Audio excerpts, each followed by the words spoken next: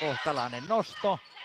Hyvä puolustuspaino Kovalta. Posslerin ensimmäinen hyökkäys ja metriin. Sieltä hyvä hyökkäys. Ja nousuu vastapalloksi ja sieltä keskeltä tullaan. Pallo pomppaa, puolustetaan. Stauttonille passia. Ja se hyvä nosto, nopeaa tullut. Stauttonia sinne haetaan. Stauttoni saa passia sieltä.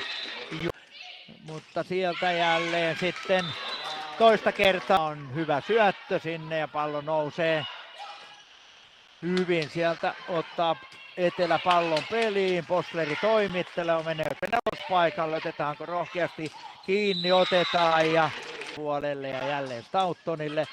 Aika viistoon vetää Stautton. Mitä on nyt torjunnan taakse pistetyt pallot ja sen jälkeen sieltä varmaan nelospaikalle ja näin sieltä. Ja jälleen torjunta vaimentaa Stauttonille pitkä passi ja näin sitten on ollut nyt. No kyllä se nimenomaan tämä yleispelaaja Stautton on ollut. No ja kotijoukkueelta. Siellä on sitten, joo nyt vastaat on tehnyt Kuorta, se on ollut. Lehtonen hakoo pallon passaa ja sen jälkeen pieni nukahdus siellä Junilaa. Stoke nostaa, hyökkää ja pistää pallon kenttään. Ja Stauttonin käsi ja Stauttoni hyökkää ja Stauttoni hyökkää tonne.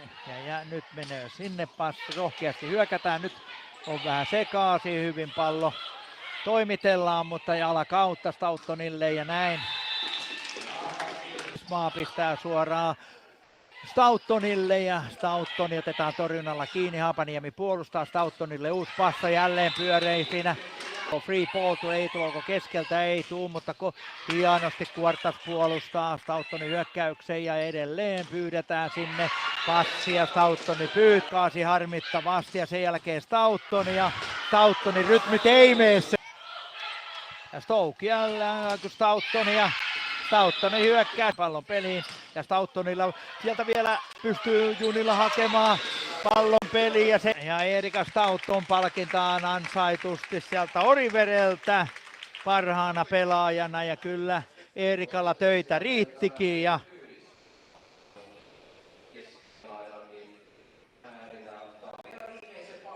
katsotaan